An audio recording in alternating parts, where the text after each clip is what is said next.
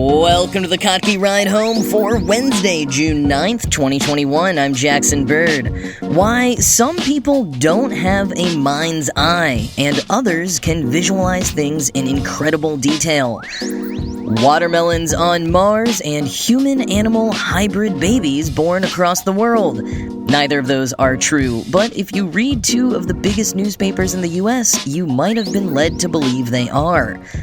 And El Salvador has become the first country to officially recognize Bitcoin as currency. Here are some of the cool things from the news today.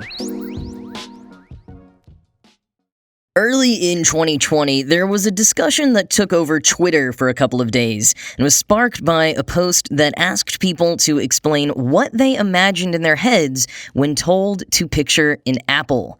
And the original tweet featured a visual scale from 1 to 5 of what you may have pictured, with 1 being basically a realistic photo of an apple, 2 being more like a one-dimensional drawing of an apple. It got more rudimentary as you went along the scale until 5, which was no visualization at all.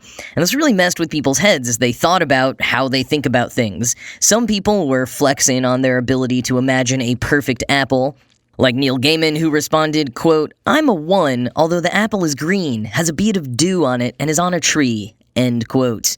Okay, Neil, we get it. You're a talented writer. But others seem to realize for the first time that they don't actually picture anything, and wondered if people were messing with them when they said that they could. Now, there's no right or wrong here, but the people who were 1s, perfect detailed visualizations, and 5s, absolutely nothing, are kind of outliers, with many of us just falling along the spectrum in between. Neurologist Dr. Adam Zeman has been researching this curiosity of our brains since the early 2000s. He and his colleagues call the condition of not visualizing anything, in other words, not having a mind's eye, aphantasia, while the ability to conjure up detailed mental imagery they call hyperphantasia. Now, if you're not sure which camp you fall into, or if you're maybe somewhere in between, here's an exercise that you can do right now that someone from the original Twitter thread shared from a subreddit for people who think they might have aphantasia. All right, so visualize or picture or think about, whatever, a ball on a table. Got it? Now, imagine that someone walks up to the table and gives the ball a push. What happened to the ball? All right, so you imagined all that? Now, a few more questions for you. What color was the ball? And what did the person look like? Did they have a particular gender or hairstyle or body type? And what size was the ball? Like soccer ball sized or more like a ping pong ball? And what did the table look like? What shape was it? What was it made out of? And now the most important question. Did you already know the answers to those questions based on your initial visualization, or did you have to think about it and come up with some things? Maybe you had an idea for some, but not the others. Maybe you could conceptualize that the ball would fall off the table, but you didn't picture it. You didn't build out a scene. That's how the person who posted this exercise on Reddit, and who says they experience aphantasia, described their experience of the exercise. Understanding it in theory, but not seeing it. In a video on aphantasia, SciShow used the example of asking someone how many windows their home has. Someone with aphantasia probably wouldn't picture the exterior of their building, but they could still give you the correct answer, and they would tell you that they used knowledge or memory to figure it out. Dr. Zeman was first alerted to the idea of aphantasia when a patient of his reported that after a minor surgery, he was left without the ability to visualize images in his head. And since then, Zeman and his colleagues have been in touch with over 12,000 people with aphantasia, most of whom always had it, not who lost their mental imagery following surgery like the initial patient. And they estimate it's experienced by tens of millions of others. Now, if you don't have aphantasia, it can be tough to understand how people actually experience it. Here's how some people have explained it in Dr. Zeman's research, quoting the New York Times. One described the condition as feeling the shape of an apple in the dark. Another said it was thinking only in radio. They had little trouble recalling things they had seen. When asked whether grass or pine tree needles are a darker shade of green, for example, they correctly answered that the needles are. On the other hand, people with aphantasia don't do as well as others at remembering details of their own lives. It's possible that recalling our own experiences, known as episodic memory, depends more on the mind's eye than does remembering facts about the world, end quote. But maybe you're more on the aphantasia side of things and can't imagine what it's like to experience hyperphantasia. Quoting again from the Times, Joel Pearson, a cognitive neuroscientist at the University of New South Wales who has studied mental imagery since 2005, said hyperphantasia could go far beyond just having an active imagination. It's like having a very vivid dream and not being sure if it was real or not, he said. People watch a movie and then they can watch it again in their mind. It's indistinguishable. Based on their surveys, Dr. Zeman and his colleagues estimate that 2.6% of people have hyperphantasia and that 0.7% have aphantasia, end quote. Now, all these surveys are a bit tough to really study because they depend on people's own perceptions and biases. They're self-reporting what they experience, and trying to quantify that with people's different interpretations is difficult. So Dr. Pearson has been experimenting with more objective methods, one of which goes back to the pupil segment from Monday. Apparently, in the same way that our pupils constrict when we look at bright objects, Dr. Pearson and his colleagues noted that people's pupils also constricted when asked to simply envision a white triangle, unless the subject had aphantasia, in which case their pupils stayed the same as they tried to picture the white triangle. Quoting again, in another experiment, Dr. Pearson took advantage of the fact that people's skin becomes more conductive when they see frightening scenes. He and his colleagues monitored the skin of volunteers as they read scary stories that were projected on a screen in front of them. When most people read about frightening experiences, such as being attacked by a shark, they experienced a spike in skin conductance, but people with aphantasia did not.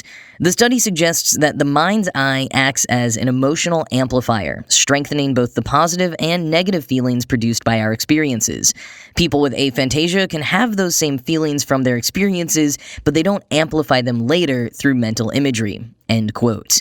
This kind of suggests that people with hyperphantasia especially could be more prone to certain types of anxiety. And Dr. Zeman did say that, anecdotally, people with aphantasia are good at moving on, perhaps because they aren't replaying images of trauma in their head. And to be clear here, there's no suggestion about, intellectual or emotional abilities being stronger in one versus the other. While surveys show that people with aphantasia are more likely to work in math and science fields, there are accounts of some scientists with hyperphantasia too. And artists seem to fall in both camps. In fact, contrary to what you might initially think, a lot of illustrators responded to the original Twitter thread saying they couldn't visualize anything in their heads. But why does this happen? Well, we're still not sure yet, because it's all still pretty new. But the research currently tends to revolve around the ways that different regions of the brain interact with one another, in particular the parietal and occipital lobes. Quoting the Times, decision-making regions at the front of the brain send signals to regions at the back, which normally make sense of information from the eyes. Those top-down signals can cause the visual regions to produce images that aren't there. In a study published in May, Dr. Zeman and his colleagues scanned the brains of 24 people with aphantasia, 25 people with hyperphantasia, and 20 people with neither condition. The scientists had the volunteers lie in the scanner and let their minds wander. The people with hyperphantasia had stronger activity in regions linking the front and back of the brain. They may be able to send more potent signals from decision-making regions of the front of the brain to the visual centers at the back, end quote. Dr. Pearson and his colleagues are looking at ways they might be able to give someone with aphantasia a mind's eye by using non-invasive magnetic pulses in those visual centers of the brain. But the jury's out on the ethics there. What if you can't reverse it and the person is haunted by all of this imagery? Dr. Pearson calls that the dark side of the theoretical method. For now, I like what Hank Green had to say about aphantasia, hyperphantasia, and everything in between on SciShow. Quote, "It's a reminder of how different our everyday experiences can be from one another. Many with aphantasia don't realize for years or ever that they're experiencing the world differently. And those differences aren't a bad thing, but they are important. And the more we learn about them, the more we can understand what it's like to walk in each other's shoes." End quote.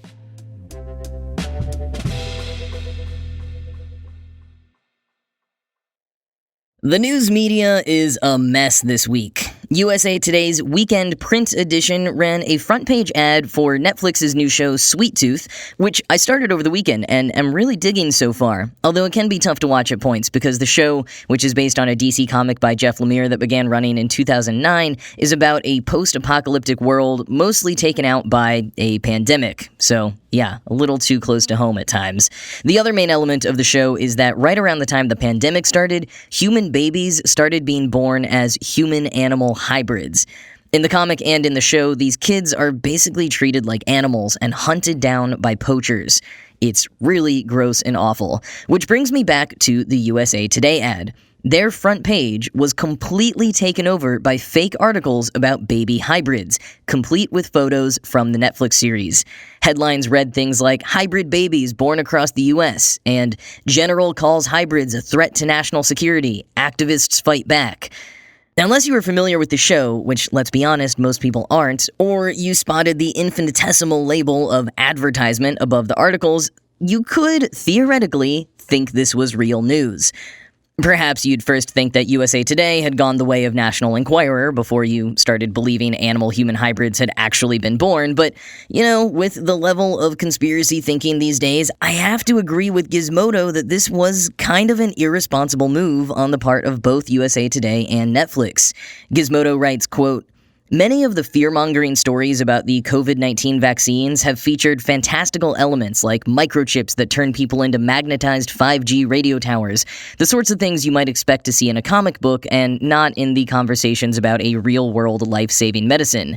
This is part of what made the Sweet Tooth advertorial copy's actual content something of an issue in its own right, as the fake stories breathlessly described unbelievable human-animal infants being born in maternity wards.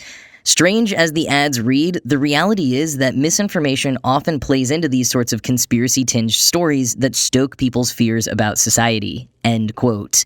Gizmodo points to the larger issue of journalism being undermined, bought out, and mistrusted right now, and how this ad unfortunately contributes to that. Gizmodo also points out the problem with this being the front page for some of the print editions, even though a real front page was printed behind it, essentially on the second page. But so many people just look at the front page and make assumptions based on that. It's like just reading the headline or push notification on your phone. Which takes me to the other news media hot mess of the week. The New York Times briefly published an article with the headline, "Fields of Watermelons Found on Mars, Police Say." If you clicked through, you saw a stub of an article reading, quote, "Authorities say rise of fruit aliens is to blame for glut of outer space watermelons. The FBI declined to comment on reports of watermelons raining down, but confirmed that kiwis have been intercepted." End quote. That is an actual article that was published by the New York Times yesterday. It wasn't a hack or some late April Fool's joke. The New York Times, who removed it as soon as they realized it was public, says it was a mock article intended for testing their system and published in error. So in this case, it was a total innocent mistake, but again, we live in a world where there are erroneous reports about all kinds of plant life being found on Mars right now, not to mention a UFO bonanza happening with the predictably unexciting release of a UAP report from the US government. We're just in a weird place misinformation-wise right now, so these two incidents, while kind of funny, also struck me as unfortunately heavy. Real, this is why we can't have nice things vibes.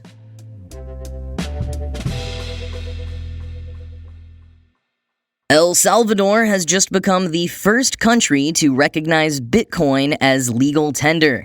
The move has become law after the country's Congress voted in favor of the Bitcoin law by a supermajority of 62 out of 84 votes. Quoting CNBC, "Prices can now be shown in Bitcoin, tax contributions can be paid with the digital currency, and exchanges in Bitcoin will not be subject to capital gains tax. The exchange rate with the US dollar will be freely established by the market, according to the law. El Salvador's current official currency is the US dollar. The law also says that the state will promote the necessary training and mechanisms so that the population can access Bitcoin transactions." Approximately 70% of El Salvador does not have access to traditional financial services, according to the Bitcoin law. The cryptocurrency is seen as a way to increase financial inclusion. President Bukele submitted the law to Congress after he announced last week that El Salvador struck a partnership with digital wallet company Strike to build the country's modern financial structure using Bitcoin technology. End quote. Here in the US, as of 2014, cryptocurrency is classified as property, not currency, for federal income tax purposes. And Decrypt spoke to former IRS senior counsel Roger Brown about the potential for El Salvador's decision to have implications on US tax and reporting, and if the IRS would now treat Bitcoin like a foreign currency. The short answer is no, and if it were, Bitcoin gain might actually be taxable at higher rates. At the moment, Brown doesn't think this will have any effect on Bitcoin's status in the US, but if more countries adopt Bitcoin as a legal tender, then the IRS might have to make some decisions. Commenting on the claim that El Salvador is trying to increase financial inclusion with this Bitcoin law, Matt Novak points out in Gizmodo, quote, "To be clear, there's no evidence that Bitcoin helps the poor people this new law in El Salvador claims it's trying to help. But it's a great move for any wealthy people in the Latin American nation who want to hide profits made from crypto under the guise of economic freedom." Will people around the world try to move their Bitcoin profits to El Salvador in order to gain some kind of tax advantages? That's entirely possible, but it would still be a useless exercise for the average American. The U.S. tax code applies to all Americans no matter where they reside, so any American citizen would likely need to set up some kind of complex shell company in El Salvador in order to avoid paying capital gains taxes on Bitcoin, which is to say you can't take your Bitcoin wallet physically to El Salvador and think you're going to simply avoid paying capital gains tax on any crypto earnings. At least not without denouncing your U.S. citizenship first, and that comes with plenty of its own tax penalties. President Bukele recently changed his Twitter avatar to include laser eyes, a modification that used to be associated with white supremacists, but has recently been adopted by Bitcoin enthusiasts. Bitcoin believers have been ecstatic ever since Bukele announced his intentions to adopt Bitcoin as legal currency earlier this week. Bitcoin isn't officially beholden to any one government around the world, but for a supposedly decentralized store of value, it depends immensely on how Elon Musk feels on any given day. End quote.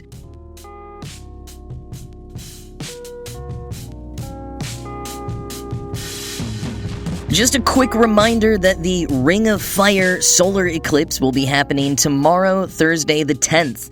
For the eastern parts of the US and Canada that will get to see the partial eclipse, you should look up at the sky with eye protection around sunrise.